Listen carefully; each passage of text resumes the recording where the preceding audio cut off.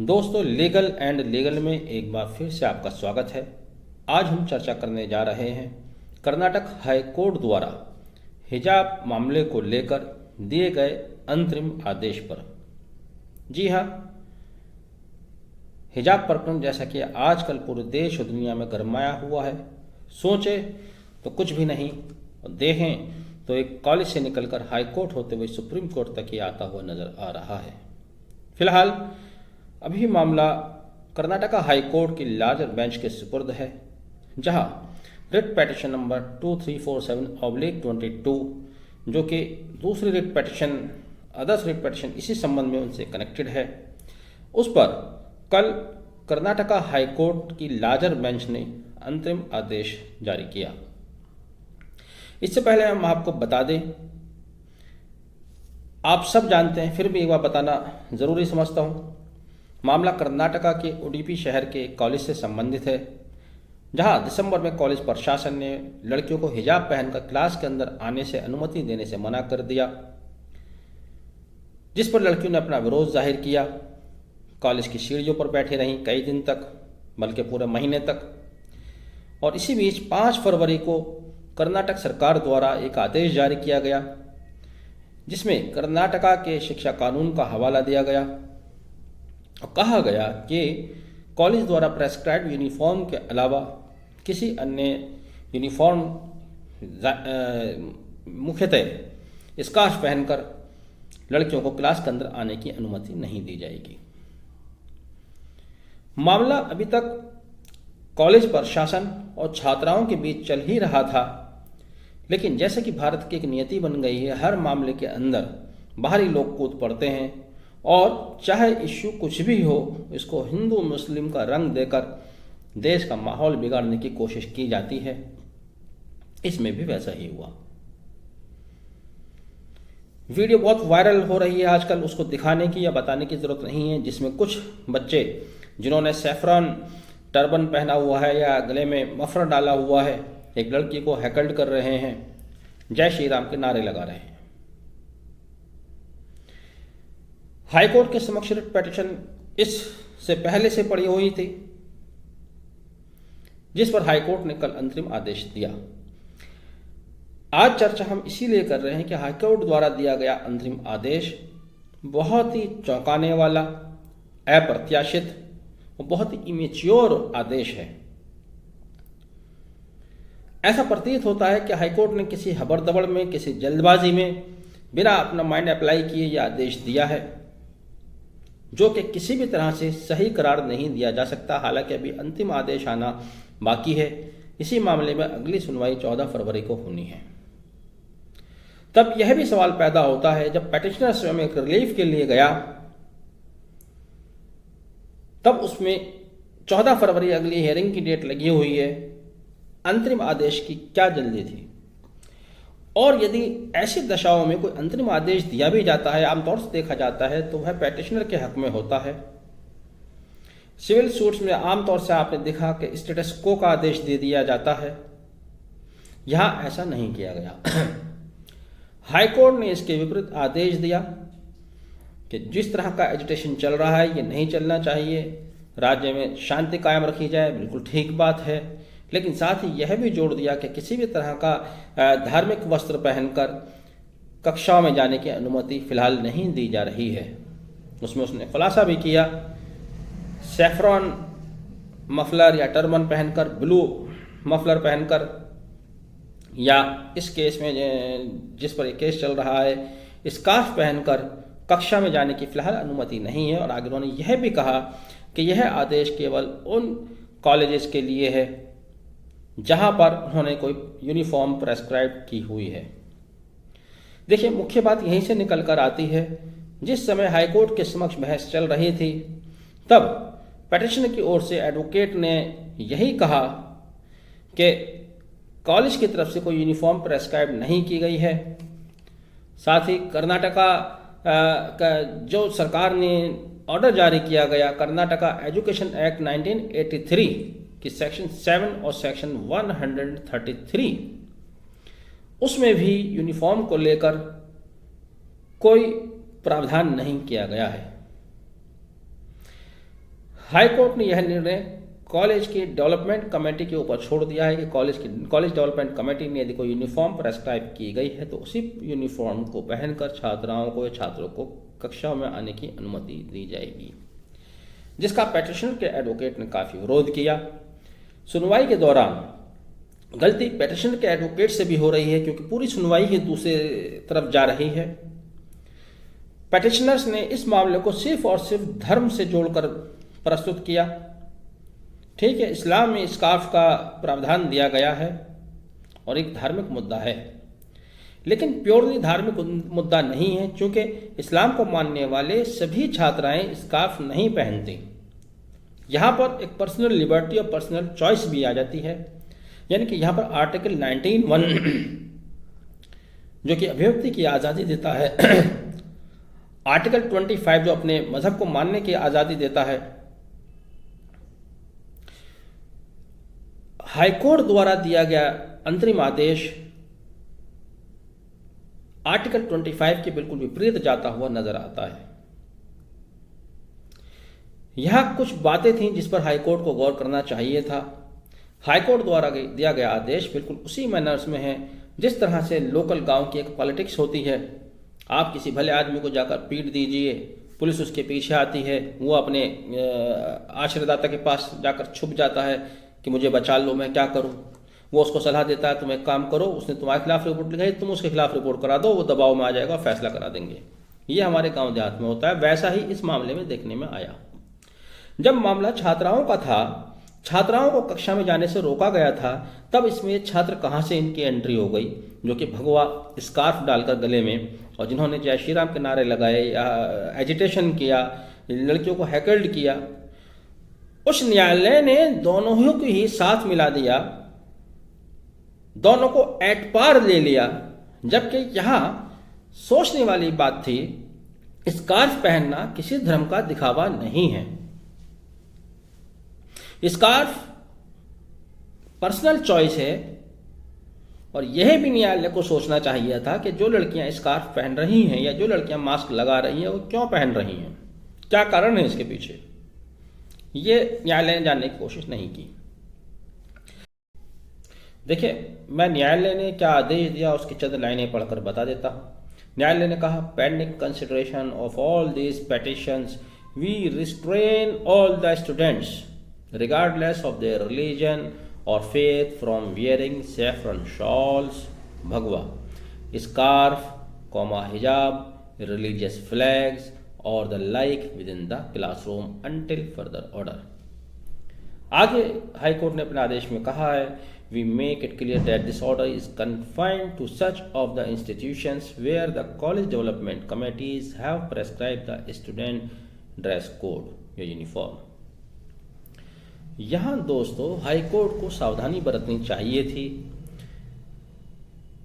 Saffron shawl या blue shawl को scarf से मिलाते वक्त दोनों का उद्देश्य बिल्कुल अलग है, दोनों का पर्पज ही बिल्कुल अलग है।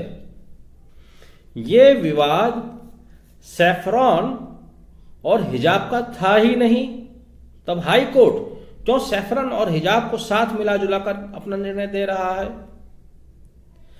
लड़कियां हिजाब में आती हैं, अपना सर ढककर आती हैं या अपना चेहरा ढककर आती हैं, क्या पहले से लड़के भगवा वस्त्र धारण करके क्लास के अंदर आते रहे हैं या कोई नीला शॉल डालकर क्लास के अंदर आता रहा है?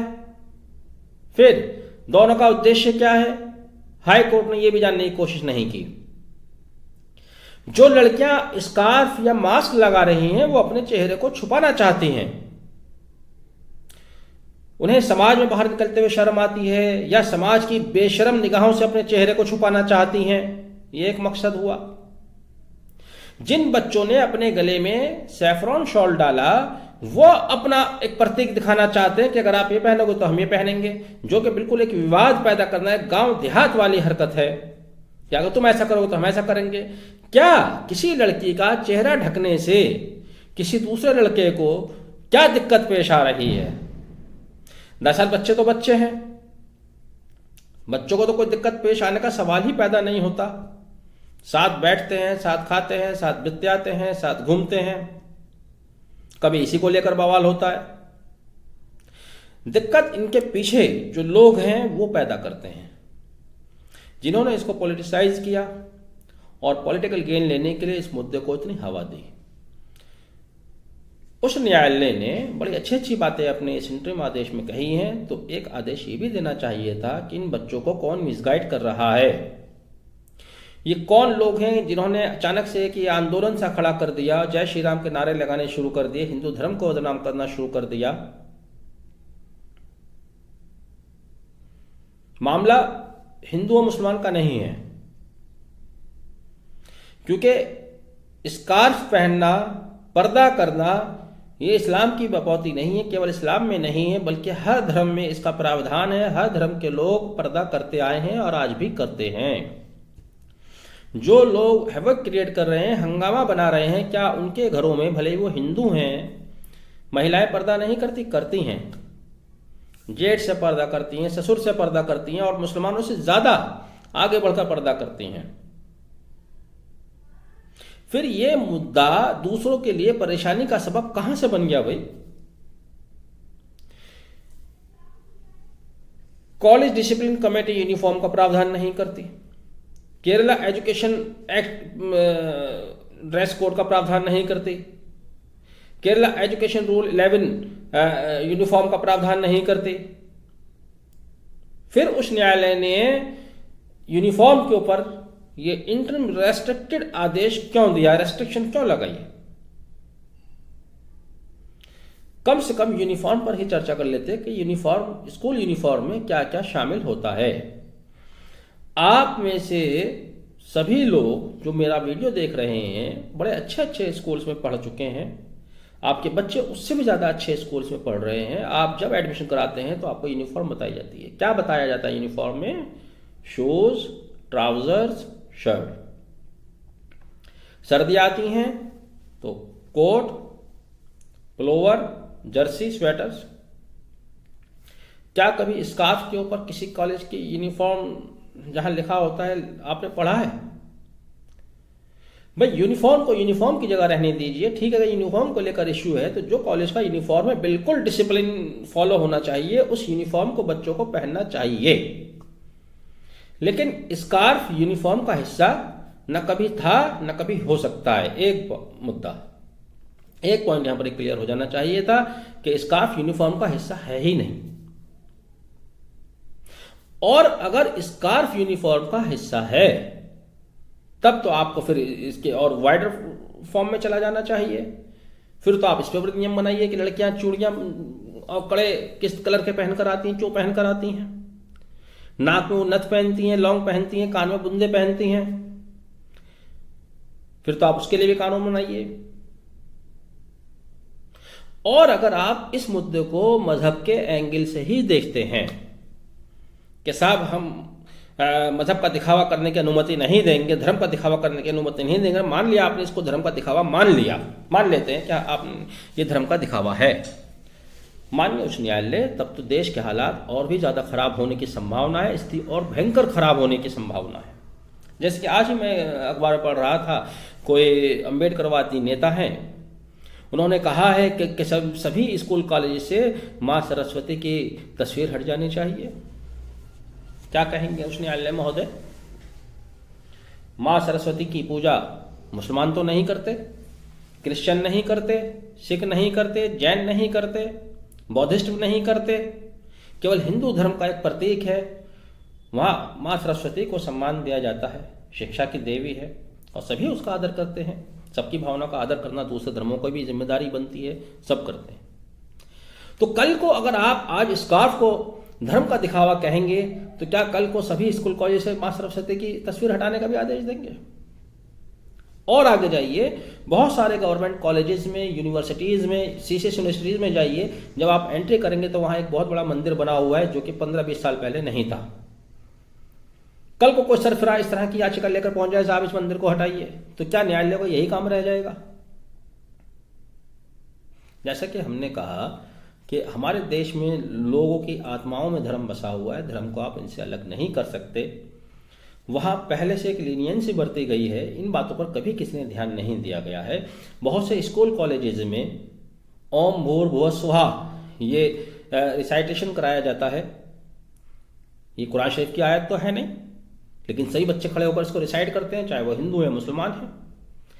इतना बर्दाश्त एक दूसरे के धर्म को करने का मादा, इतनी कुव्वत होनी चाहिए और हमारे समाज में है। ये तो पॉलिटिकल लोग हैं जो इसको बढ़ावा दे रहे हैं। न्यायालय को मोटे तौर पर दो बिंदुओं पर सोचना चाहिए था कि स्कार्फ है क्या। एक महिला अपने बदन को छुपाना चाहती है, आप उस बदन को खोलना चाहते हो, नेग्ड करना चाहते हो, तो क्या ये चीर हरण से कम है? आज से कई हजार साल पहले महाभारत में जिस तरह का चीर हरण हुआ था, क्या यह आधुनिक चीर हरण नहीं है?